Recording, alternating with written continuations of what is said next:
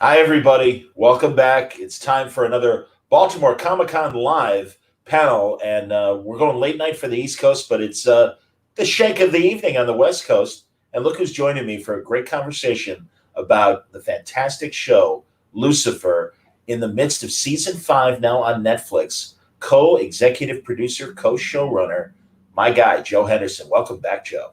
Thank you. Thank you. I know it's late in Baltimore. It feels late here because I have two kids. So, it's the same thing. Dude, I'm so glad you're back and in the midst of season finishing up season. I imagine you may maybe finished that last episode of season 5. That was the dangling one as far as production goes. We have finished shooting it. I have watched multiple cuts of it. It is glorious. It's so good. It's so good. Oh. Well, we're here. We're here for all the Lucy fans to ask questions about what to expect. Do we have a date for the second half of season 5?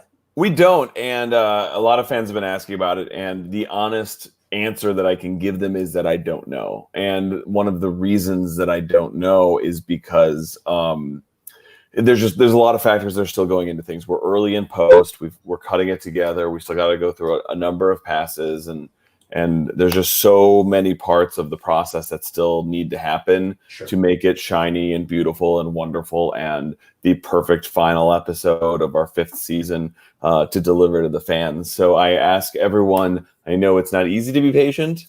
I know you don't want to be patient. I don't want to be patient. I want it out there like now. I wish that you guys could just watch the cut that I just watched, except I don't, because it's going to be much cooler when we're done with it, and I promise you it will be what you want. Thank you, Patrick. I am too. Yeah, man. And I don't blame everyone for the excitement. And also, this is the thing, Joe. And it's this binging thing that Netflix does, which is, I think, great. But then also, like addicts, we're like left with, hey, man, I need a fix. Come on. Yeah, I know I just and I'm with you. We need more. And especially where things left with the entrance of Dennis Haysbert. Now we can spoil. Yes, you finally listen, we are Ildy and I in particular, and the entire writing staff and everyone working on the show, we're the biggest fans of the show. We love it. Yeah. Like, we love making it. We love sharing it. And it was so hard for us to have created 16 episodes that no one had seen yet. We wanted to talk to you guys about it. We wanted you to experience it. And so now that at least half of them are out, now we're annoyed you haven't watched the second half because we want to talk about those. So but there's so much good to come. You guys have seen a clip of the musical episode that'll be coming up, which is just a taste of the crazy things we're doing. Like, one of the things we did when we were working on season 5 is we were like, what are the bucket list things? Because there's no way we'll get a season 6. There is no way there will be a season 6. So we have to do everything because there's no way there'll be a season 6. Never. There was no way. What you do? Having said that, turns out there were a lot of things that we could still do. I'm really excited, man, and truly, I'm honestly, man, and I keep saying this. I'm so happy for you. I'm happy for the entire cast and crew because, good Lord, what a roller coaster the powers that be have put on this series. And again, and with nobody's fault. Nobody saw Fox being bought by Disney. Nobody saw the fire sale of the Fox network of, all right, what shows are we going to keep, what shows are we going to lose, and man, you guys have been living on the bubble. Was it season to season, Joe? Really? Like, I mean, how precarious has the life of Lucifer been as a television series? I mean, we're the scrapper. We're the show that became a hit season 4, and then got canceled season 5, and then came back again. Like, and honestly, part of it I love because it's like it's so reflective of the character of the show, of what it all is. Like, Lucifer's a scrapper. As much as he's the devil, he's both the light bringer, but also the kid who got kicked all the way down, the one who get rejected. We're the kids who got picked last for kickball. Like, that's the beauty of it.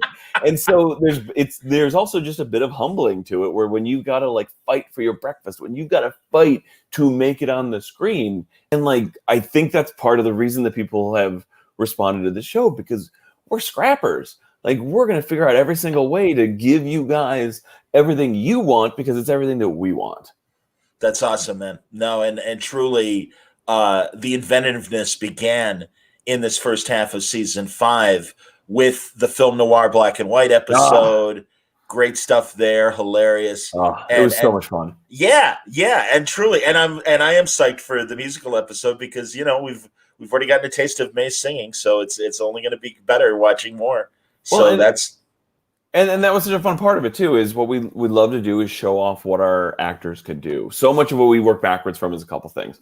What are the dynamics we're leaving on the table? What are the things that we want to see as Decker Star fans, as fans of the show, as fans of the dynamics? How do we hurt ourselves? But also like what's the thing about, like, for example, Rachel Harris? You don't know. Do you know she's hilarious? You know that she's got some of the best comedic timing out there, but do you know how much she can break your heart? In the exact opposite direction, Leslie Ann Brandt, yeah, she can play a badass, but you know how much she can break your heart in a completely different direction. yeah, Like, there's yeah, all of these opportunities, and that's the fun of our show. Like, Ella in season 5A is fun and light, and then in the in the finale, she breaks your heart. So basically, we just yeah. arc towards how do we have each character break your heart, because ultimately that's our fuel. How do we break our characters, put them back together again, and show just how strong and wonderful they are, and how wonderful our actors are. Very cool. Now here, man, already people are coming in with questions. Yeah, Which give is me. exactly. Yeah, yeah, yeah. So first of all, a good general question from Tara: how is the shooting process like because of COVID? Yeah, man. How much has the set changed? It's I mean, it's weird. It's weird, and I think some set photos have come out, and Amy, I believe, did some behind the scenes videoing, which I think was really helpful, because I think it's really helpful for everyone to see how safe we're trying to keep the crew, how safe we're trying to keep the cast, how important it is. Like, listen, we love our show. The show is the second most important thing behind the safety of everyone involved in it, and the challenge for us as creatives is how to not sacrifice story for safety. And it's actually been really kind of awesome, because it's forced us to dig deeper into simpler scenes, more emotionally resonant scenes, and just like find ways to find truths in a different way. Like, are we going to have less fight scenes this season? Yes. Are we going to have more moments that break your heart? Yes. So, like, there's going to be a trade-off on things, but I don't think people are going to mind. I think, if anything, it seems more fitting for the end season. We are going to wrap up stories. We're going to wrap up characters. We are going to tell final tales of the characters we've loved so much. Outstanding, man. All right, a million people are asking, and obviously some of these might start hitting in a spoiler area, so we don't want to spoil too I much. can either I'll take them. I can either dodge or answer as much as I can. All right, CJ is among the ones wondering if Trisha Helfer will mom. We've seen father, and we've certainly seen mother in the past. Come on, man. There's got to be a Ralph and Alex honeymooners moment between these guys. No. I listen, as of yet, no, we're not done yet. But honestly, we felt like it was important that we wrapped up that story, and that season 5 was about Dad. Okay. Having said that, we got Trisha, and we wanted to bring Trisha back, especially because 5 was our last season, and so we got her back for the flashback episode, and Yes. we had an opportunity to show also Trisha Helfer's range and how she can do so many different things. So that was our way of sort of saying goodbye to her in a different way. Listen, never say never. We're not finished with the season, with the series, but as of now, no. But great question. Okay. Are the actors still filming general, like office crime scenes, office scenes together? Ooh, that's guys, these are great questions. Yeah, Yes. So we're still filming. Here's the funny thing: we went back and watched a whole bunch of episodes, and our characters actually usually stand about 6 feet apart from each other when they talk. Okay. So because you block it out so that you can see them, and you can. So honestly, because we just shot a bunch of the finale. We shot about, say, a third of the finale before COVID, and the rest after. And I was texting with Tom Ellis, and he's like, "How different does it look?" And I'm like, "The weird thing is, it doesn't." That's great. Like, you're hard pressed to figure out what was shot before COVID and what was after.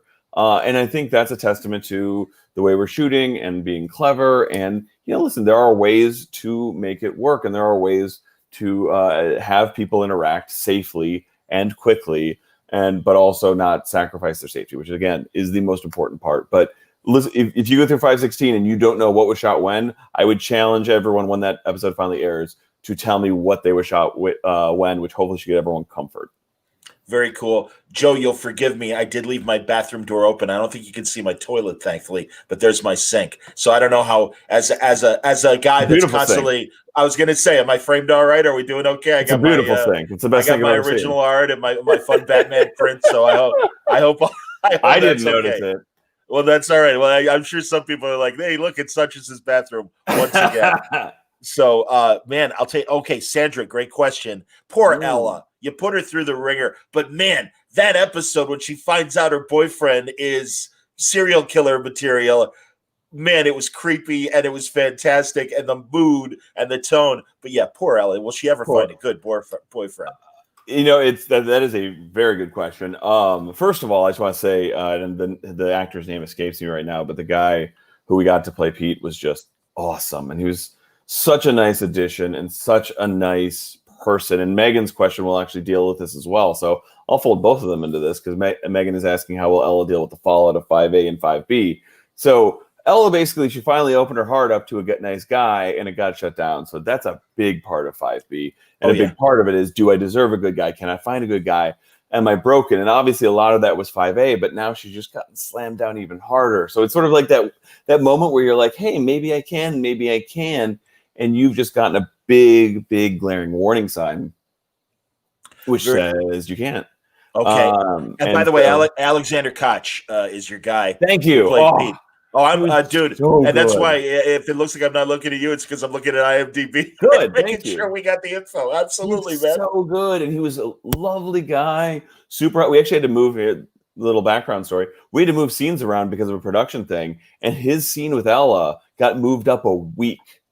And luckily, because he knew all the lines, he had it all memorized, he had it all in his head, and Ella knew, and Amy knew it. They did that scene a week earlier than they were supposed to, and they nailed it. And it was one of those things because production is such a moving target, and when you hire professionals who bring their A game, I mean, in theory, we might have gotten something even better from them because it was that immediacy and that all right, we got to do this right now. It was very impressive.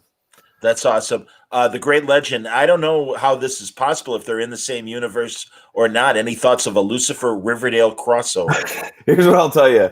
The amount of work it took to get Lucifer into Crisis on Infinite Earths, which, by the way... Oh, talk about that, Joe, please. Yes. Sure. I mean, like, so here, I'll tell you what happened is... Yeah. The crossover previously happened, and it said, coming next year, Crisis on Infinite Earths. I immediately emailed Dan Evans at DC, who's an executive there, and I said, if there are infinite Earths, Lucifer is on one of them. It's Earth 666. and I was like, that's just what it is. And he's like, that's a good point. I'm like, listen, whoever I need to arm wrestle, I want to make this happen. And months passed, because obviously months passed in between. And I actually don't know how much of it was me whispering in Dan's ear or Mark Guggenheim having already thought of it, which is my guess. But and the two of them sort of colliding. But it's a legal nightmare just for that, but everyone did it because it was also the coolest thing ever. It's Lucifer and Constantine. It's like, you've got to do it if you've got the chance. So the very, very long answer, short, is probably not, especially just because, I mean, I can almost say definitely not, just because we're almost done with our season. But okay. I love crossovers. I love things like that. But that one almost killed us. So. Did you shoot it? Did you shoot it on your sets, or we went up to Vancouver? Tom and I took a flight. I glommed on. I say like, oh yeah, they needed me up there. No, I glommed on. I was like, I'm going. Oh, that's so great. And it was awesome because I got to hang out with them. And there was a writer from Flash, from Supergirl, from Black Lightning, from Arrow, and so I got to sort of get to know a whole bunch of the writers from the Arrowverse. I already knew most of them, which was kind of awesome. And it was just this wonderful collective moment where you're like, this is history. This is something big and cool, and we want to be a part of it. I understand, man. And the writers that I know behind the scenes of the CW shows, they love doing it. It is extra strain though on everybody. Oh my, I don't know how to do it. I don't know how. And truly the actors as well. So I mean, and they have those still full 22 episode seasons and stuff.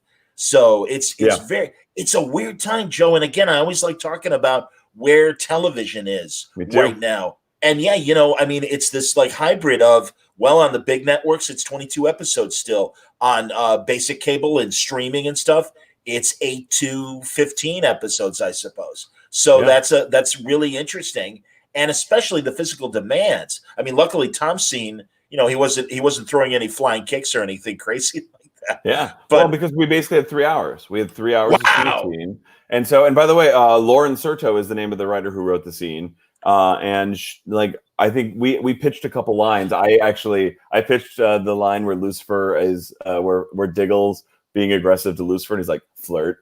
I'll take full credit for that. That's all I get. Everything else was her. And actually Tom and Matt Ryan riffing a little bit here and there. And actually, no, one other thing, Mike Costa, one of the writers from our show and a comic book writer, was talking to Tom Ellis, and he's like, it's actually Constantine. And he went into this lengthy explanation of Alan Moore and how he actually meant it to be Constantine and how it's a terrible, terrible thing that it's Constantine. And Tom was like, I'm going to use that to needle him. that's outstanding. But like that was the fun of it, because we're all fans and we all love it. But when it comes to the TV industry and everything, one of the things that I find really interesting is in the era of COVID, everything takes longer, everything's harder, which is again speaks like crossovers and things like that. It's harder to share things and people because it's all about safety. It's all about how do you make sure everyone's taken care of, and also production schedules everything takes longer to shoot. A lot of shows are shooting over longer periods of time, which is going to make it harder to shoot as many episodes as people have previously done. And I love Black Lightning too. Yeah, really man. Good. Well, again, like you said, everybody that's working on these shows, including your guys like Costa and the like, you guys are all fans, and that you want to see these things happen and happen in the right way. Someone asked, obviously, if Earth 666 survived. Well, of course it did. That's the Lucifer Earth. Yeah, yeah, right. No, it's funny when I was like, did we just explode? Did they just kill us? We're sneakily out there, like devilishly, if you will. Of course, exactly. If anything, he's hiding it from everybody. Exactly. So no one knows he's there. Here's something interesting from Yoshi Trap. Are you planning to introduce like one minor character, then kill or wrap them up next season? That's fantastic. Like Pete. That's awesome. Oh man, that's a wonderfully specific question from someone with one of the better icons I've seen in a while. I don't think so. I actually really got to think about that one. Here's what I'll say is the big focus of season 6 is on our core cast. Okay, sure. And we will have new characters coming in, but the biggest focus and the thing that's most important to us is telling the stories of what's happening to these people. But that doesn't mean that these stories won't be without loss. All right, fair enough. Excellent. I'm scrolling here. Sherry wants to know, will Leslie Gort make another appearance? Lindsay Gort. Gort, right? Am I getting it wrong? Now I'm afraid that I'm getting it wrong. But she might be getting it wrong. She not as of yet. And honestly, the challenge is 1, she's on All Rise, and she's amazing on All Rise. 2, one of the nicest people I've ever worked with. And 3, it just became a question of, did we have the right story for her? And at the beginning of every season, ever since we had her back last time, she's one of the characters that comes up, which is, how do we make sure that we do right by her? If we're going to get her, it's got to be a worthy story. And, it's like there's a lot of story to be had there. Her looking at Lucifer and being like, finally, you made the right decision. Her supporting her, but it almost just felt more like a wrap up as opposed to a story. And so, honestly, we kept trying to find a story worthy of her, and we didn't. But dear Lord, is she both an awesome actress and an awesome person. That's excellent, man. All right, I had to promote here because honestly, I'm seeing so many new people in the chat. That was really my hope, everybody. So I'm so glad you're here, because truly we wanted to get Lucy fans the opportunity to chime in and ask these questions. Patrick, pardon me, Joe and I, thinking of another showrunner I had on last night, Pat Schumacher, who's doing Harley Quinn. Patrick. Oh man, he's the best. And Harley Quinn is so effing good. I just finished it. I need to tweet about it. So Patrick, don't be mad at me, but I just finished it and it's so good. It is just mind-blowingly good, and I love it. If anyone's watching, watch that. It is. Can I F-bomb? Of course you can. Absolutely. It is F-bombing awesome. It is fucking awesome. You're 100% right, man. So now here's a great Oh. eagle eye question from Patrick Starr. In the scene in episode 6 of season 5, where Chloe is confronting Ron, it shows the blue background and the outline of like a throne. It seems to be parallel to Lucifer fourth season episode 1. Is this foreshadowing something? Ooh. I mean, it's a great Eagle eye. If I remember correctly, it is more of just a sort of subliminal iconography, which is the director realizing it a really cool image that could speak to something we've seen before and basically speak to the journey these characters are going on. It is not an intentional foreshadowing per se, but I love your eye because that's one of the things I love about when our directors come in is they dig into the iconography of the series and find ways to speak to them, especially in emotionally resonant moments that speak to the characters' journeys, because a lot of times they know either not only where the characters have been, but often where they're going. Understood. Oh, thank you, Legend. I'm glad you're enjoying it. Yeah. And yeah, man. No, seriously, I felt the same way. This is great. Let's see here. People are asking if Decker Starr are going to break up. Yep. And they'll never get back together. I'm really sorry to spoil that on this call, but it's time to just put it out there. It's actually gonna be all right. I'll just tell you, the first scene of 5B is Lucifer and Chloe saying we're never gonna talk again, and then the rest of the show is actually Lucifer on one story and Chloe on another, and they don't actually spend any time together. It's I know it sounds weird, but trust me, it'll work. Interesting. Oh wow, man. Okay, but that's when you. Let me. Are you being serious or am I being gullible? No, you're being gullible. I mean, here's that's cool. You can be. I'm gullible. The truth is, we are the biggest Decker Star shippers next to you guys, and so we love them. But we also know that the fun of it is just because a couple is together doesn't mean there won't be bumps, that there won't be roadblocks.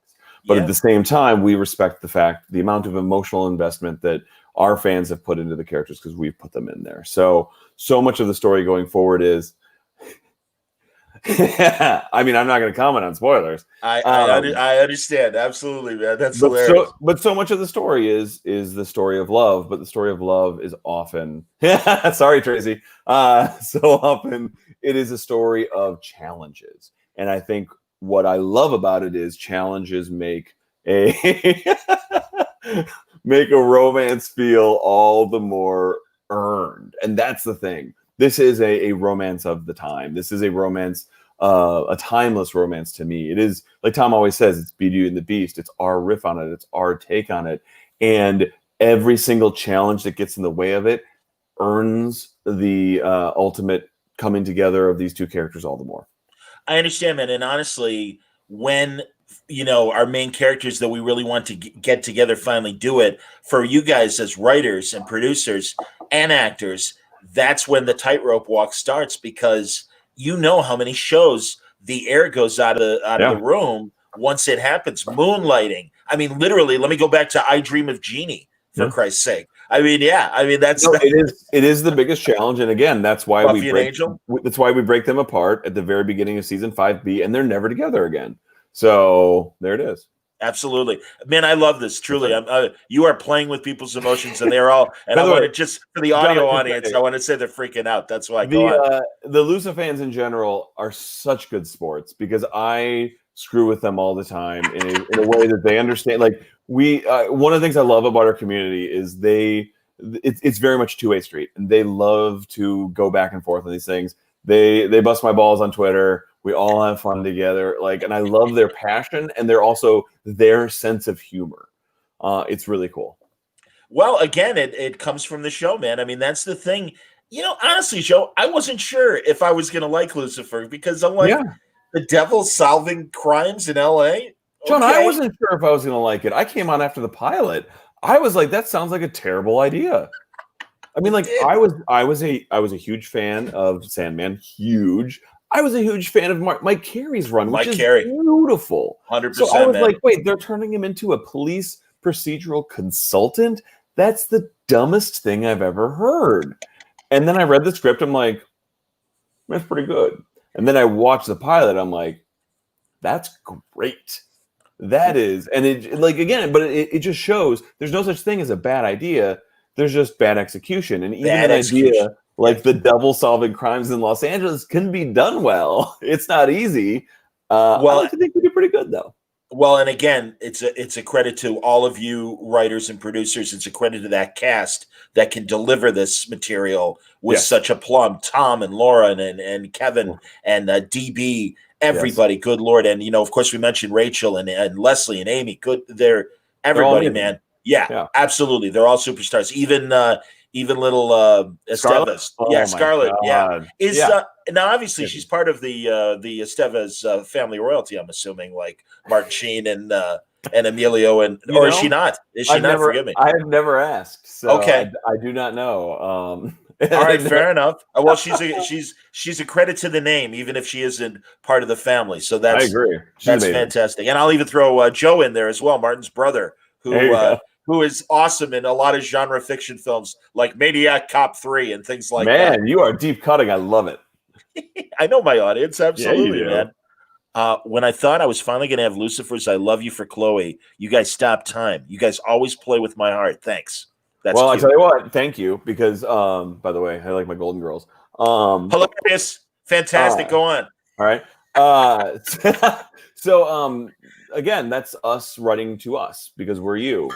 We want to see that. So how do we hurt ourselves as much as possible, and how do we create moments that are so close but so far away? And so that was it. It's like, what if we're so close, but then the worst possible thing happens? And so much of it is picking that up at the beginning of 5B, which is, I mean, let's just keep in mind, like time has frozen for Chloe, but it hasn't for Lucifer. So I would imagine that might create complications for if time ever returns. What happens then? And people are asking too, what you're going to do with Michael and Lucy. Because certainly you've introduced Michael. He was kind of a problem, certainly at the beginning of the season. Yep. We're obviously, now, especially with Dennis Haysbert as God coming on the scene, I'm sure the boys are going to get a talking to from Dad. So that would make sense. The brotherly squabble we had. So much of season 5A was Michael as the antagonist, and one of the things that was really important to all of us in the writers' room and Tom, season 5B, was every season the antagonist needs to be the hero of their own story. yes. And we hinted at it a bit, but we didn't really dig into it, and that's one of the things we dig into in the back half, which is when Michael is actually the only character in the show and Lucifer leaves for the rest of the season, which is, I know, experimental, but you guys will love it. It's really cool. He's fucking with us again. But having said that, so much of it is digging into that in the sense that, like, there's a two-way street in the resentment between the two of them, and that his antipathy towards Lucifer, if not necessarily is earned, is sympathetic.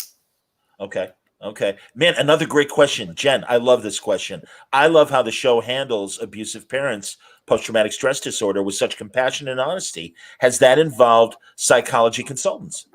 Oh man, thank you. That is one of the nicest things you could possibly say. It hasn't, honestly. It just, we're a lot of writers who have had various issues and or are very sensitive to those kind of things, and that actually really means a lot to me. Yeah, it's one of those things that it's one of the important touchstones of Lucifer.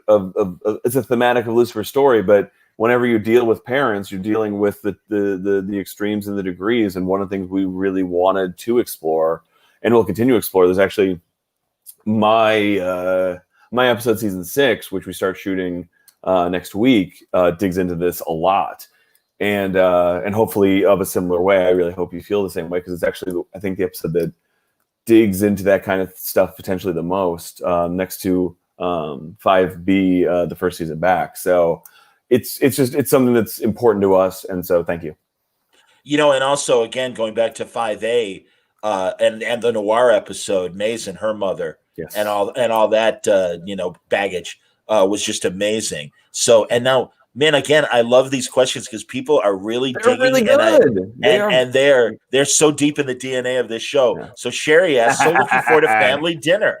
How many boxes of Kleenex will I need? I would like to return the question. Hey guys, who do you think's at the family dinner? That's what I want to know. But the answer is a lot. All right, fair enough. I cried at the table read.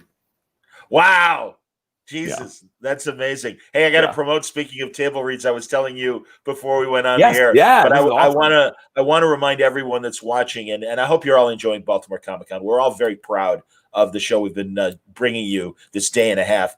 Tomorrow's going to be amazing, and one of the last panels, I hate using the word, but it does fit this time. The penultimate, the second to last. That's all penultimate means, guys. It sounds so impressive, but all it means is second to last. But 10 o'clock Eastern tomorrow night, we're doing Kingdom Come voiceover theater, where we will have a table read with two of the stars of the Justice League animated series, George Newbern, who played Superman so well, Susan Eisenberg, my dear friend who played Wonder Woman so well. They're going to be acting out scenes from the classic Mark Waid, Alex Ross story, Kingdom Come.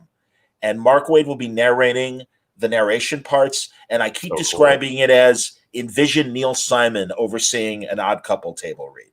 And they are really excited about it. Susan, in fact, called me today, and she's so excited about playing this dark version of Wonder Woman that we rarely see. And that's one of the great things about Kingdom Come. So can't wait. So yeah, man, I mean, as a guy who's always in table reading rooms and stuff like that, Joe is appropriately excited as well. So good segue. No, it's all. I'm so excited. That's so cool. Kingdom Come is that's formative to me. 100%, man. No, it's an incredible story. So let's see here. Oh, that's fine. Tracy has a guest on Family Dinner. Oh, wait, there it is. So yeah, see, okay. Oh, interesting guess. Oh, by the way, I'm not going to tell you who's right. I just want to know the guesses. Interesting guess. There you go, man. Everyone's thinking, man. These are good questions. These are good questions. And by the way, some of you might know, and it looks like a lot of you do, I told you how many people are going to be at the dinner months ago. And I'm pretty sure everyone on this chat seems to know that number. So kudos to you guys. Again, I really appreciate you all coming out and being here for these questions for Joe, because seriously, it's like, we sometimes we'll talk a couple months at a time. And then Joe goes back and he's making the donuts. As I always say, it's like, we'd rather you make the donuts than talk about making the donuts. But I'm glad you have the chance now to talk about making the donuts. I love it. I love it. And by the way, I love having a chance. I like to fuck around with the fans on Twitter a little bit, but these are super helpful. That's right, Erica. 5 people. Man, you are 5 people at the dinner. Absolutely. There was a question about titles for season 6, because I started going through the comments. Oh, sure. Thank you, Joe. Yes. And we're not releasing them yet. We're sort of a couple minds of it, and the honest hesitation is that since season 5B isn't out yet, we don't want to step on that and have anything sort of pop up that might get in the way of that. So right now we're holding them. We might change our minds on it. We're not sure, but we always love revealing the title and showing it to you guys and sharing it to you guys. But the truth of it is, we also want to keep some suspense and really let 5B live as its own thing. And if it was coming out, in a month, that would be okay. But it's not coming out in a month. It's not coming out in 2 months. I don't know when it's coming out next year.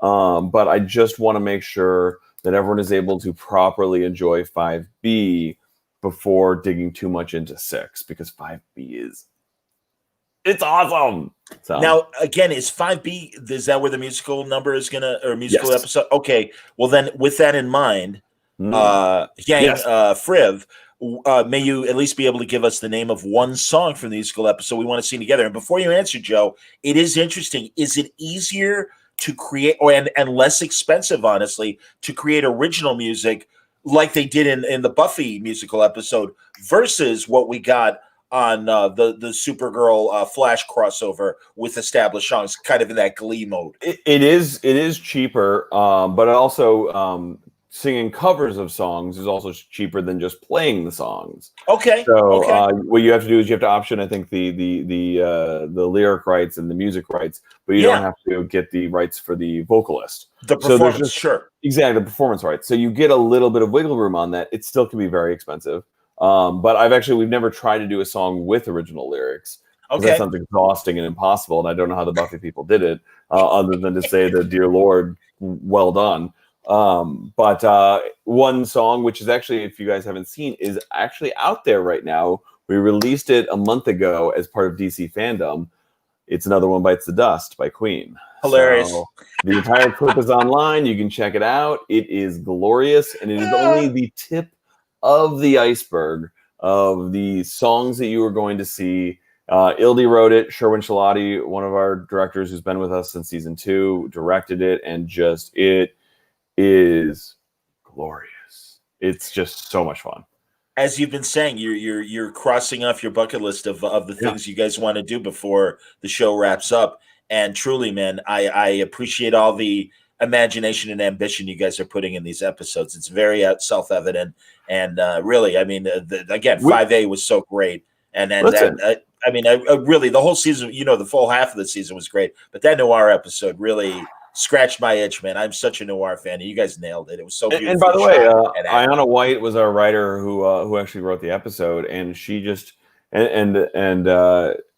she just infused so much specificity and character into it. Our director did an amazing job. Like, so much of it too is like what we like to do is create challenges for the people around us who we know can step up to the plate and handle these things. And noirs are hard. They can look really cheesy really quickly. Yeah. And luckily our team, our director, our production designer, our writer, like everyone went, okay, how do we make sure that we earn this and make sure it's not a gimmick, but instead a storytelling device? And that is so important to us. That's really interesting. Exposing the Lucifer Phantom. Everyone I know hates that noir episode. Well, I don't know what to tell you, buddy, because goddamn, I love that episode. I thought it was fantastic. It's funny because like 95% of fandom loves it and 5% hates. And by the way, here's actually the thing. Actually, I wouldn't even say 5%. I'd say it's less than that. But there is look, some people don't like noir episodes. Some people don't like things that are sort of dream sequences. What I love about season 5A is when I ask people what their favorite episode is, almost everyone has a different episode's favorite. And honestly, the one I hear most is the noir episode. But that's great. But like, having said that, like, it's what I'm happy about is we took big swings. Like episode 502, my wife was like, I don't like this episode because Lucifer's not in it. She's like, I mean, it's a very well made episode. And then I was talking to a writer, and he's like, 502 is my favorite episode. What a cool swing. And it's like, it's all subjective. And but like, we tried to create a little bit for everyone. And that's what was super fun. Boo Normal is still canon. I will say that right now to the fans asking, don't worry about it. That one's still in there. So okay. That's good to hear. Someone said they wanted to speak to her to her thinking she's crazy in ways that will help further cement it into the canon so that it will be an unquestionable and indisputable fact. I'm not expecting an answer, but I love this call out that someone wants to hear Tom Ellis sing "Wicked Games," which I'm assuming isn't that the Chris? Was it Chris? Yeah, I feel like that was on our list of times. I don't know why we haven't done it or what. I mean, that is one of the songs that has come up before because, dear Lord, there you go. Yeah, and by the way, Danny, I love episode 2 too. So there you go, man. Absolutely. I love every LD. CJ, can you speak about Charlie just a little bit, please? Charlie. Yeah, that kid, huh? Man, I wonder if he has wings. Huh. Well, oh well. Absolutely. And truly, man, that whole thing of Rachel, Linda and Amandiel being parents now and dealing with that, and truly DB just being this poor helpless dad. And everything was just fantastic. Well, and by the way, to that point, to answer the question seriously, what we wanted to do is we knew God was coming, and we wanted to put Amenadiel in a situation that either contrasted or paralleled his own dad, because a lot of the back half is Lucifer and Amenadiel dealing with their father being there. They both have very different relationships, but Amenadiel is a father now, and he's dealing with this idea, because like if you look at God and Amenadiel was the favorite son. He was the best, but at the same time, there was a light bringer. Now Amenadiel has a son, but he's human, but he loves him. And so there's a complication between parents and children, and we really wanted to tee up Amenadiel and all of this parenthood stuff as we started to bring his dad in. But then God disappears in the first 2 minutes of 5B and never comes back. So it's too bad. We really should have kept him around. Huh. Here's a good one, and another great character that you had. People wanted to know if we'll see Eve in 5B. You know what? Yes, and actually, CJ has confirmed it. We do see Eve again. Oh my God, Inbar is amazing. So that was always part of the plan. We just wanted to have we want to put Maze either in the best or worst position for Eve to return. So we'll see which one that is. By the way, I also think Amenadiel is the MVP of 5A. I was fortunate enough to write the Amenadiel episode in season 5, and I chose that. I wanted that episode because when you're co-show running a show, you usually write the first episode or something like that. And Ildy and I both were like, let's not do that. Let's write different episodes. Let's write a normal episode. So she took 502 because it was like the hard one because it was Michael. It's like, oh God, we have to define this character's voice and write an episode that has Tom Ellis in it, but not Lucifer. That's an interesting new challenge. And Jason Ning had been a writer with us for a long time, had worked his way up to EP, and it felt like a good opportunity to let him show off what he could do. And as we started moving, I'm like, I really want to write an Amenadiel episode because we've never seen him work with Chloe. I love working with DB. And I just want to dig into that character. I really want to play with him because he's such a fascinating character. And I love the idea of the fact that he's basically this biblical angelic nerd. Like he's God's greatest warrior, but he's also like the one who knows the most. So like him solving a human crime, but in the end, actually solving the biggest question of our series, which is the question of how Chloe affects Lucifer.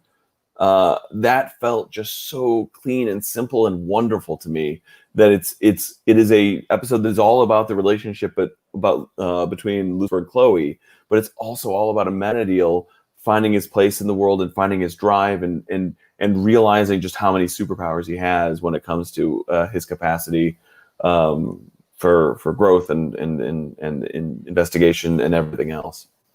I just want to point out this question. It might be spoiler material, but I love this notion, and I certainly hope the writers are considering this as well. Good idea, Chris. Will God end up on Linda's couch? Wouldn't that be the best father-in-law, daughter-in-law conversation? I mean, that seems like a good idea.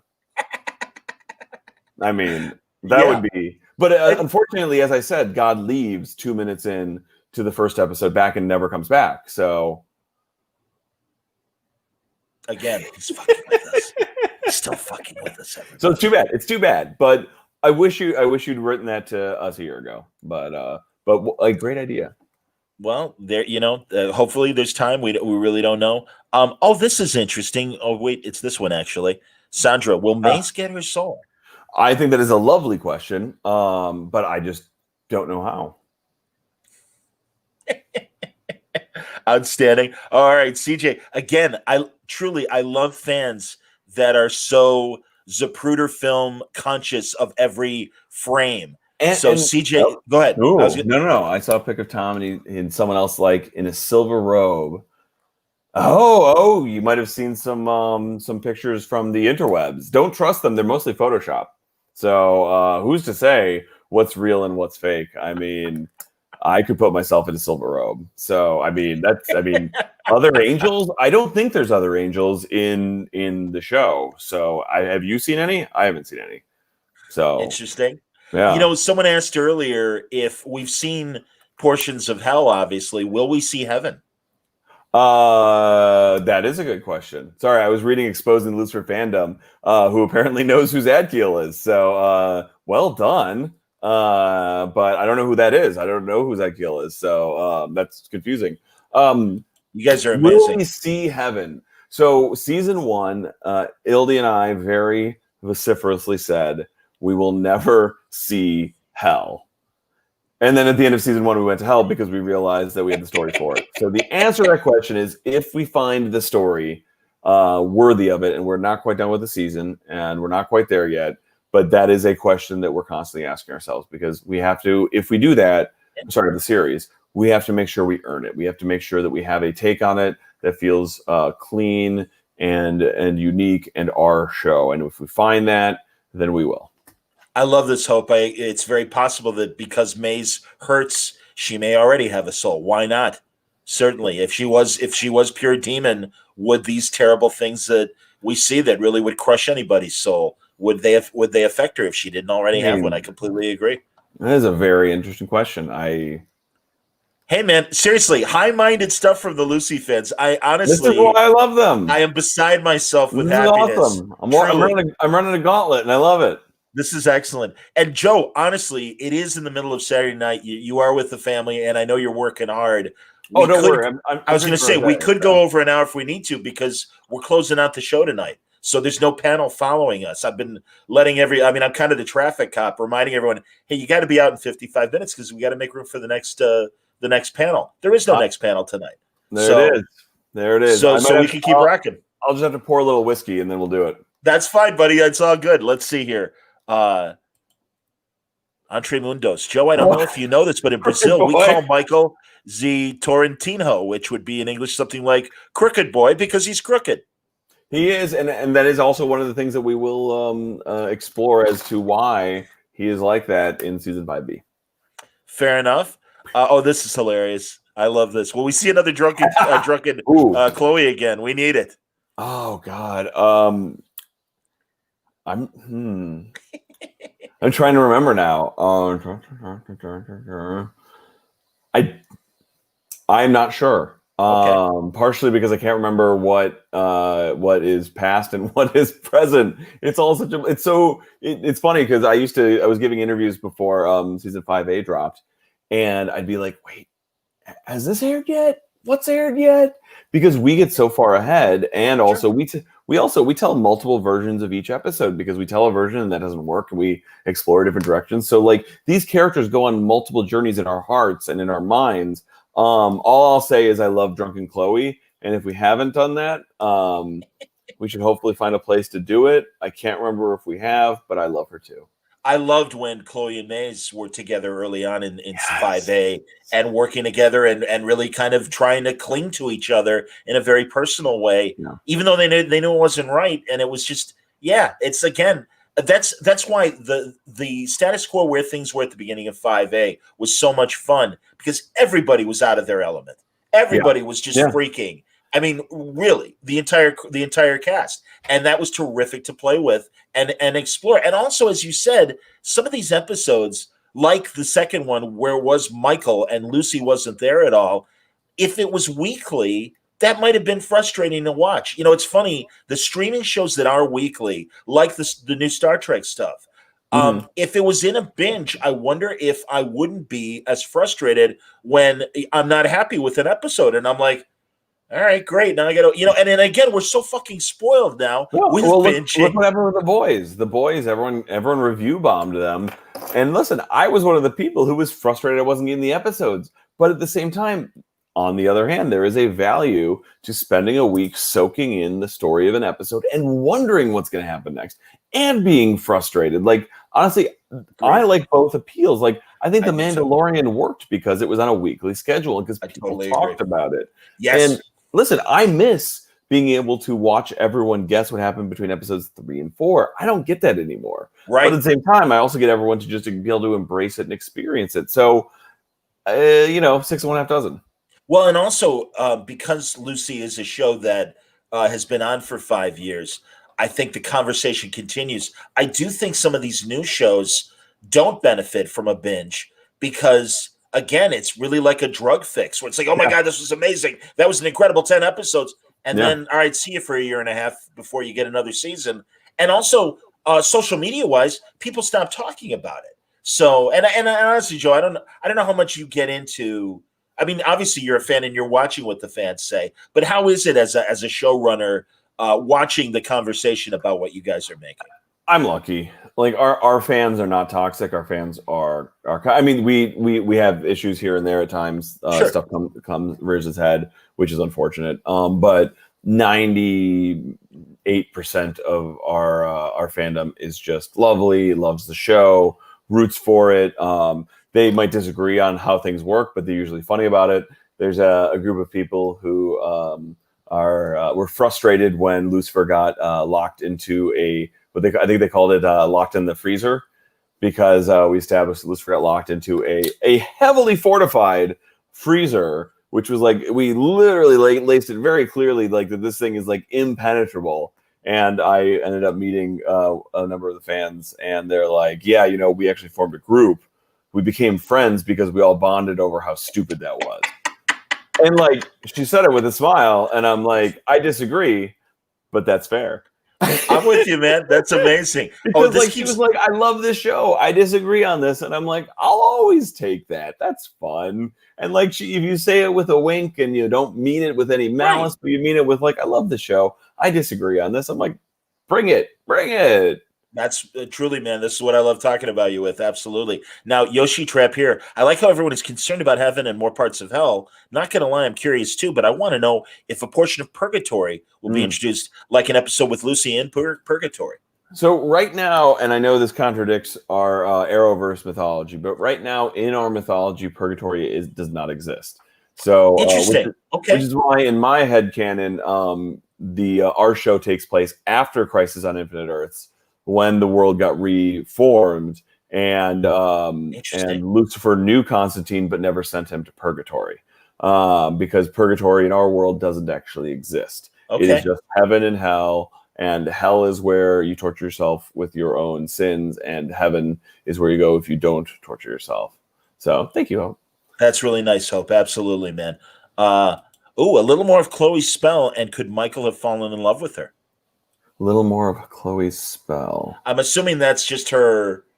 I don't know. Like, I guess just maybe if he spent more time with her. Talk a little bit more about. Yeah, I mean, I think one of the things I loved about episode 502 is the idea that like Michael came down with a plan, and then Chloe hijacked that plan unintentionally, because there is a reason Lucifer was drawn to her. There's a reason that a lot of us are drawn to her. Absolutely. Yes. And so to me, what was interesting is Michael started to actually understand his brother, but instead of understanding his brother and respecting what his brother was dealing with, he instead went, I want this too, which I think reflects his own selfishness and his own perspective, which is instead of going, oh my God, maybe this is an opportunity for me to learn about my brother, it became maybe this is an opportunity to take that happiness, which is, again, it's that selfish versus selfless struggle that so many of us go through, that so many of our characters go through. And also, again, testament to Lauren's acting, because, and sometimes, I mean, really, not having Lucy there for the first couple episodes gave Lauren, I think, a real chance to shine on her own as well. So that's cool. All right, Tara has an interesting question, and again, the Zapruder film. Joe, can you hint or tell us any more about the beloved character Death that you will be mentioned in a TV Guide article? Woo, I can. There is a beloved character who dies. And it's in 5B? It's in 5B. Wow. Oh my God. Again, you're gonna tear our hearts out once again. I think that's awesome. Yeah. I mean, listen, our intent is to break hearts, but also tell endings. And just because we were ending that doesn't mean there aren't other endings to tell in the next season, but that there is a ending coming up. Entre Mundos, sorry, Entre, hold on. And it's so great. Everyone's asking questions, so they jump on me. Yeah, I know, they're awesome. And she asked, excuse me, Entre, well, Ella mean Michael. I thought Ella did mean Michael. Well, she meant Michael as Lucifer. Right. Oh, that's true. Okay. Yeah. But, so they met. Okay. Fair enough, man. That's hilarious. I understand. Let's see. Oh God, yeah. Once again, everyone's like freaking out about the death and everything that's coming, and they don't want to take it. We were freaking out about the death, so I'm with you guys. I don't know who did that, but they're just mean. Was it a tough choice to try? Like, was that a discussion about? I mean, we have so much life and death in this show that maybe it would be impactful to or even choosing who to kill. Yes, and I see Erica was talking about Chloe's love spell, and I've said, yeah. Okay. It always is, and honestly, it's one of those things that we went back and forth on quite a bit and had a lot of different versions on, and we're really a lot of characters, a number of characters' fates at the end of season 5 changed. And I'm not saying when we found out we had a season 6, but changed as we started to dig into what their character arcs were, and in particular in 5C, you get a sense of where their journeys are leading them, and you start to realize, well, some people's stories might be shorter than others. Okay. And Sherry asks, but does death mean the end? Lucifer's died a couple times. Dun, dun, dun. It's a good question, but if you're heading into a finale, those things end up feeling a little more final. So I understand. And dude, we haven't talked at all in this conversation about poor Dan. Poor Dan. And the twists and turns and the ringer that you put poor Dan through. And absolutely, man. And also, it's awesome that, and forgive me, I'm blanking on Dan's real name, but didn't he direct a couple cool episodes too? Kevin directed the 5A finale, which was our biggest fight scene we'd ever done. And my God, is he an amazing director? He is so good. He is so smart. That episode is one of episodes 7 and 8 are, I think, two of the episodes that I've watched and I've had almost no notes on, where you just get them and you're like, dear Lord, this is just it. They understood it, they got it. And for Kevin, who's only directed a couple episodes, to have that understanding and have done that homework. I mean, Kevin in season 2 or 3, I can't remember, shadowed like 10 directors, just put in his time, studied, figured things out. He'll be directing. I don't know if this has been announced, but he's directing one of the episodes, season 6, because of course he is. But also, DB is directing one of the episodes, season 6, and I'm so excited about that because he's going to do an amazing job. He's already shown just such an enthusiasm and excitement, and he knows the craft. It's great to be able to show off again how amazing our cast is in so many different ways. You know, and you mentioned writers and seeing a script and going, all right, this is perfect and everything. How much rotation? Because it was funny. I was talking about this with Patrick Schumacher regarding Harley Quinn last night. And, and certainly in animation, there's a lot of rotating in and out with writers and things like that. Mm-hmm. But how much has your writer's staff changed over the 5 years? Very little. We most of our staff, for the first 3 years, most of our staff stayed almost exactly the same. We had a couple people pop in and out who honestly left because they either had pilots or got just offers they couldn't refuse, and we let them go. But we've been really lucky because we had people who brought it to the show and were excited, and then we lost a couple writers between seasons 3 and 4 because we were canceled for a month, right? And they got jobs, sure.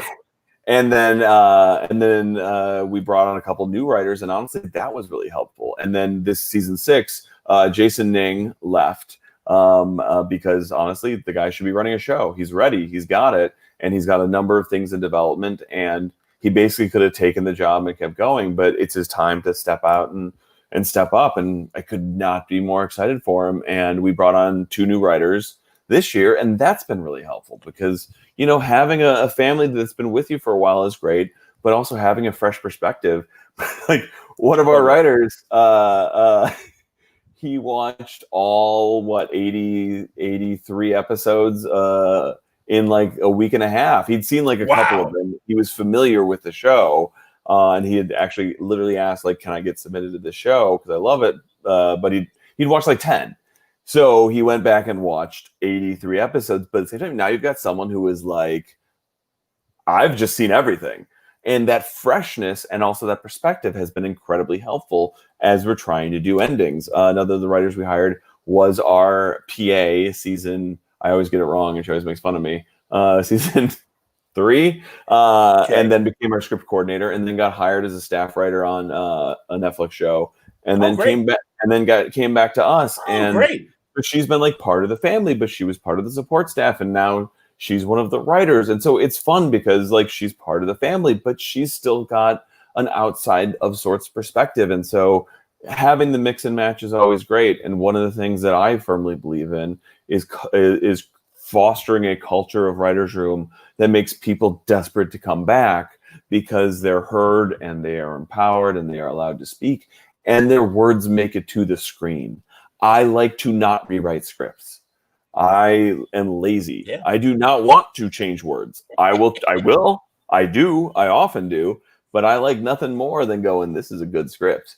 Or being like, hey, here's an old pitch if you want it, but give the writers ownership. I love that a Ildi Modrovich episode feels different from a Joe Henderson episode, feels different from a Jen Amata episode, but they all feel like our show. I understand. And again, the time that we've known each other, and it's a long time. And in fact, as you pointed out, we should really do a Bendis board reunion, and all of you that have gone on to big things.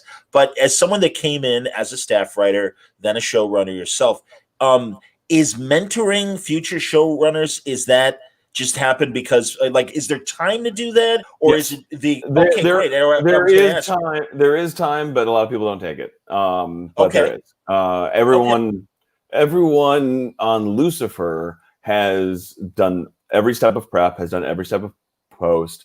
They've been on set.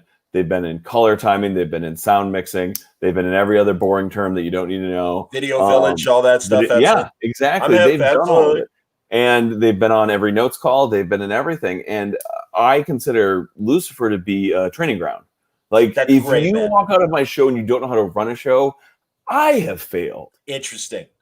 So it's very important to me. And listen, I get it. Sometimes you get too busy or you think you're too busy. And the truth is, if you empower other people, your life gets easier. You end up with more time, and then they benefit.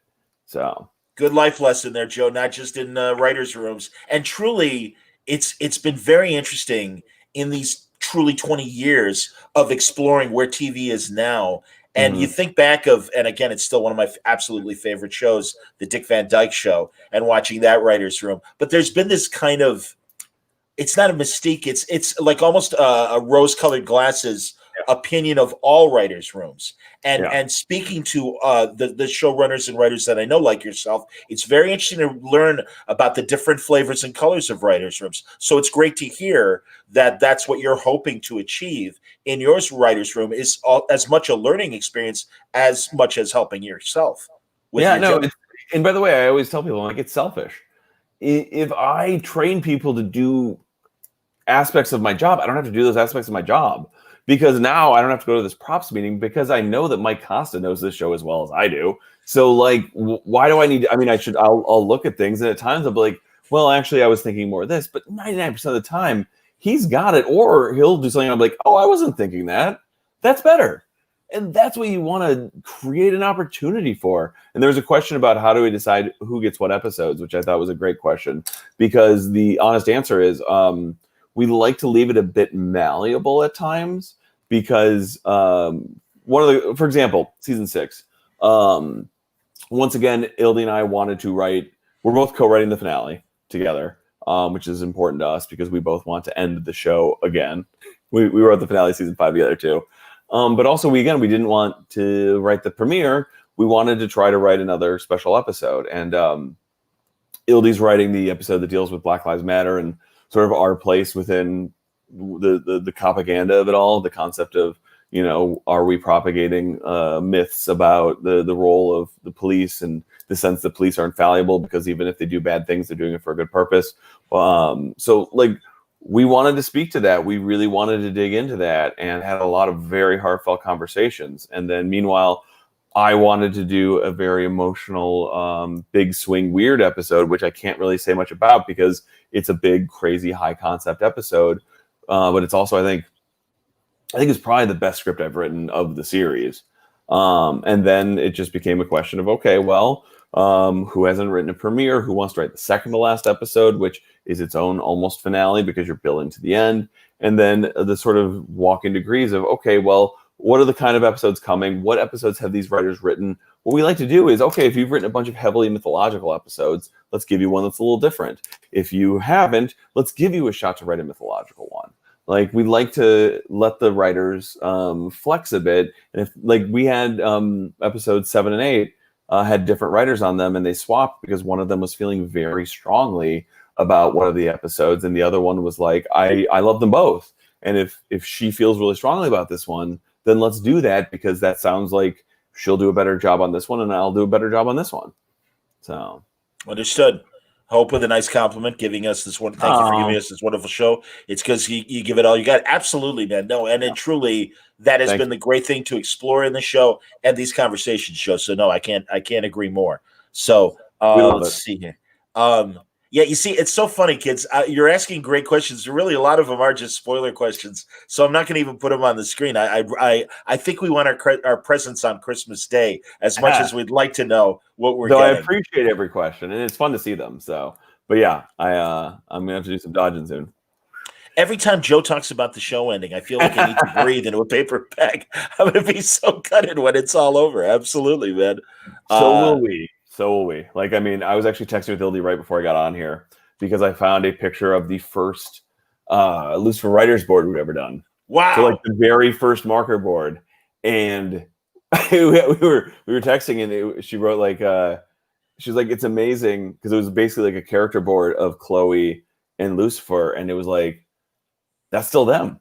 Like the version of them that we started with is still the version we're playing with, in as much as the iconography. They have changed so much, but we were listing just sort of like the core principles, beliefs, and dynamics, and it was like, oh, that's the people we love. That's them. It's still recognizably them, and that was day 2 of the room. Like, that's a cool thing. And yeah, we're about to have a whole lot of jaggy snot from the nose cries in the next couple of months. Oh, this is really nice, and it's so interesting. Gabby, am I the only one who thinks the show Lucifer just made their life better? That's very sweet. It Very made my nice, life Gabby. better. So, That's thank excellent, you. man. That's the nicest thing you said. Well, and a comment on that. Lucifer made my 2020 1,000% better. That's her 10,000% better. Yeah, man. Seriously, it's again just these weird times, and how the streaming shows were able to fill this void of not being able to go to the theater, where all the other networks are on pause because of what happened. And luckily, the streamers have all these shows stacked up and movies and waiting to slot them in. So that's a great advantage as well. And it really makes all of these shows more of an event as a viewer. Yeah. So it really, again, the broadcast nerd in me, as terrible as these times are, is also fascinated by how pop culture has evolved and changed during this weird time. And I think, to me, and I think to a lot of the viewers, there is just, our show is comfort. Like, as much as we break hearts and go in weird places and do things, like, I see it as comfort food. It's like, hey, here's a story of people you love, dealing with issues and falling apart and pulling themselves together. Absolutely, man. Oh, someone requested, I'm going to get back to it here. Sophie, 2001 Lolo. Please, can you record the final table read for us to see and cry? That's really interesting. And, special features is something that I wonder with the end of hard media, like DVDs and things like that. Where do they go? And honestly, it's been such a joy to see that behind the scenes kind of stuff. I mean, listen, I watched the Game of Thrones one. Like, I think there's an incredible value to that. We've talked about it. I don't know where we've landed. It does become, for what it's worth, a tricky game, because you want to respect the intimacy of the actors in these moments, the vulnerability of reading these words for the first time together out loud, while also giving everyone an opportunity for posterity's sake and for fandom's sake to see it. So I genuinely don't know. It's something we've talked about, but we haven't decided, because first and foremost, I want to respect the family that we've been doing this with, and make sure that we make sure we respect the moment.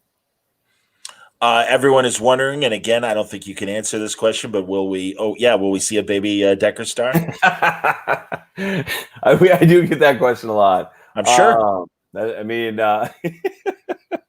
come on, Linda and Amendiel's kid needs someone to play with, so come on. All I'll say is we have a baby right now, but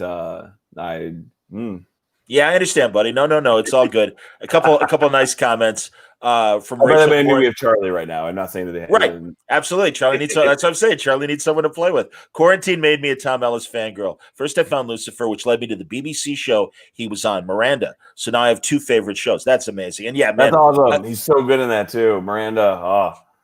And just, I mean, again, Tom was so the right guy for this role, and it really, truly, honestly, he's amazing. What he does, and it's funny because having read the script as an outsider and then watched it, is he infuses every moment with a charm and innocence and Peter Pan-esque merriment and fascination that makes this character, who could be played sleazy or lecherous, instead feel whimsical and wonderful. And it is such an amazing fine line that he is able to pull off. And it's just, and by the way, everyone should know how much work it is. It seems effortless. It looks effortless. That guy works his butt off on this show. And obviously with him playing 2 roles in particular, but that is all craft. work. Yeah, and also again, you're 100% right. 90% of the time, that's what we get. But it's those moments of menace or just crazy eyes that he is able to just like dip into at a second. And man, it feels like, all right, here's the camera, and he's this close to the camera, and just I mean those close-ups. And you just get that range of I'm trying to be charming, but really I'm an asshole and I'm insane and I could kill you in a second. Why am I even talking to you? And those are my moments where I'm like, this is fantastic. What a performance to watch. So it's the best, man. Absolutely. And again, Sherry, Lucifer has been one of the saving moments of 2020. Even took a day off from teleworking to binge all of 5A. That's great. It's been my relief from the 2020 election stress. Amen, sister. Same here. Biden-Harris. Yeah. Biden-Harris. Please vote. Yes, please. Absolutely. My God, yes. Let's see here. What else have we got? Chloe said in Monster that Lucifer was missing his extreme glee. Perfect description. Sure. Oh, I love Outstanding. that. Yeah, that's a good reminder. And Mikkel C. want to say thanks to the crew who make this show possible. 100%. And by the way, the crew who are working through COVID right now and came back because they love the show. They love the show. They love the actors. They like us. Okay. They love the craft. They love making this show for you guys to watch. So that's awesome, Joey. I mean, honestly, it's been almost an hour and 15 minutes. Oh wow! Yeah, let's do like 3 more minutes and then wrap because I am fading, buddy. No. And I got to get up early and you're at like it's like are you? I took a nap. Yeah, but I took a nap. I didn't watch the Ringos live because I'm like, all right, I really need to lie down. I get like 2 hours of sleep. But no, I've as you can tell, man, I'm smiling and I'm energetic because I got my sleep in. So no, we're fine. Okay, here. Tara asks how is post-production on 5E coming along? It's coming well. It's I tweeted a couple days ago. I watched a cut of 516. All the episodes up to 516 are done. It's just the finale. Don't get too much hope that speeds things up too much because 516 every episode takes a while, and it helps that the rest of them are all pretty much locked and done. But I also don't know how much Netflix has done with them. They have to localize every episode. They've got to do a lot of work. Maybe they've done that. Maybe they haven't. I don't know. What I know is we are trying to give them as much as possible to speed things up on our end. But having said that, 516 is going to take a while. It is a very expensive episode. Excellent. That's great to hear, man. And truly, Joe, now that it's been 2 full seasons as you finish this final episode of season 5, and obviously I'm sure you're going to say positive things, but this transition from Fox to Netflix, I mean, does it make it harder or easier to make the show? I mean, it's funny because it's a little bit of both. Like, it's easier for one because we were treated slightly differently. Like, we were a bubble show on Fox, right? And then when Netflix got us, we were a bit of just a lark almost. It was like, hey, the show seems to have a lot of fans, and we love it, so we'll give you a try. And by the way, like a lot of people have like said that we got a lot more money in season 4. It's actually it was the exact same amount of money. That we previously had. We just kept getting better and better at figuring out how to spend it, and technology got better. Like the face technology. Towards the end of season 3, we started to ask them, "Can we have Lucifer say a word with the devil face?" And they said no. And then 2 weeks before shooting, they said, "Yeah, you can say anything you want." And I was like, "Wait, but literally 2 months ago, you said," and they're like, "Yeah, that's how fast the technology is changing." They're like, "It's getting better at such a crazy rate." I think that's when like we started to see Thanos from the Avengers movies, and like technology was just starting to really get there. And so a lot of it is that these technological tricks and the affordability of these things came up. But in particular, after season 4, it was like, oh, okay. And Netflix always had faith in us. They were always very supportive. But like after then, they were like even more so. It was just more affirming. But honestly, like I think part of it was they just agreed with the story we wanted to tell. They loved the eve of it all. They loved it conceptually. They loved being able to get to the devil transforming into a devil. Like there's just a lot of elements that they immediately understood, and they also understood the heart.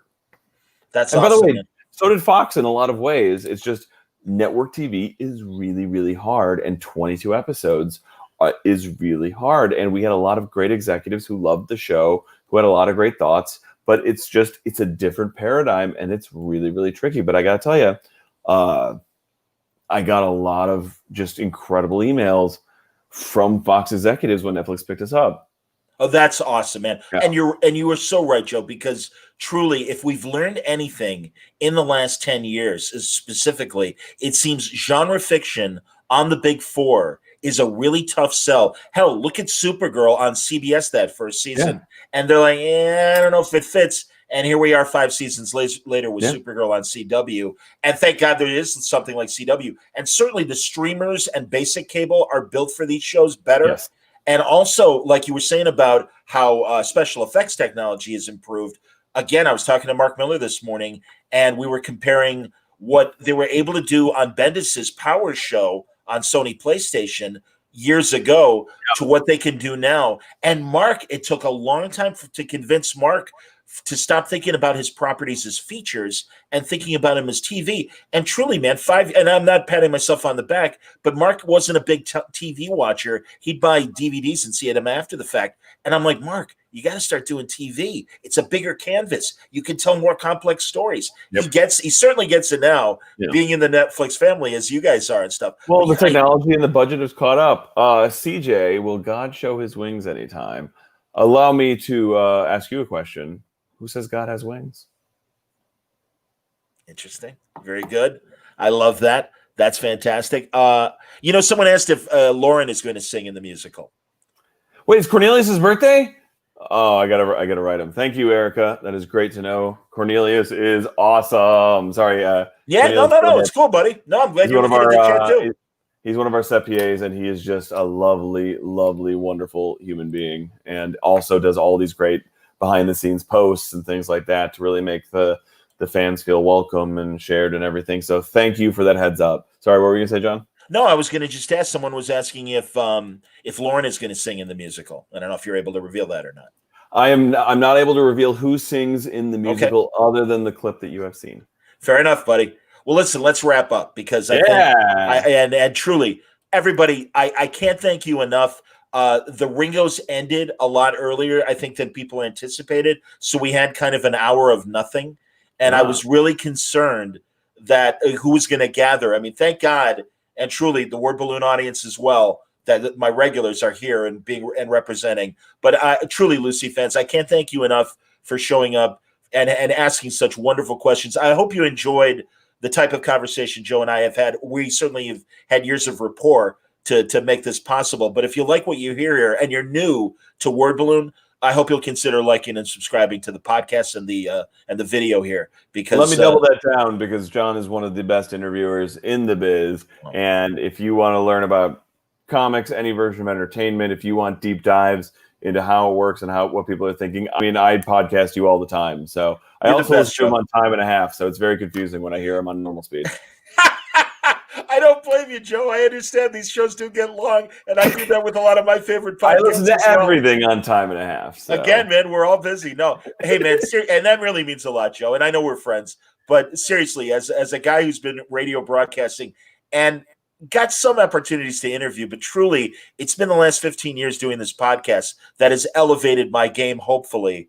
And it's because of talking to people like yourself and willing to go in interesting directions and tolerating my curiosity and where my questions come from. So thank you. I love it. Always love talking to you, man. So this is a real treat for me. All the best, and seriously, stay safe. And we're all thrilled with what you guys are doing with Lucifer. And we know the end is coming, but it's been a hell of a ride, literally and figuratively. And we're so pleased that you guys are able to tell the stories you want to tell. And truly, cast and crew, they bring it with every episode. So congratulations on such an incredible production. Thank you, John. Thank you, the Word Balloon folks who hung around. Thank you to the Lucifer fans. You seriously, guys, like, season 5B is going to be amazing. Season 6 is going to just. We are sticking this landing. It is the most important thing to us. We will get it. We are so thrilled for you guys to see it, and just thanks for being here. Thank you, and thank you for if you came just because you're a Baltimore Comic-Con fan. We got another day of incredible programming, literally 14 hours of programming tomorrow. We're going to start at 10 in the morning Eastern time. Our last panel is 11 o'clock Sunday night, and really great stuff. If you're watching this on the Word Balloon or Facebook channels, make sure you go to BaltimoreComicConLive.com for a full schedule. But truly, this was a big highlight, and I can't thank you enough, Joe, for making the time.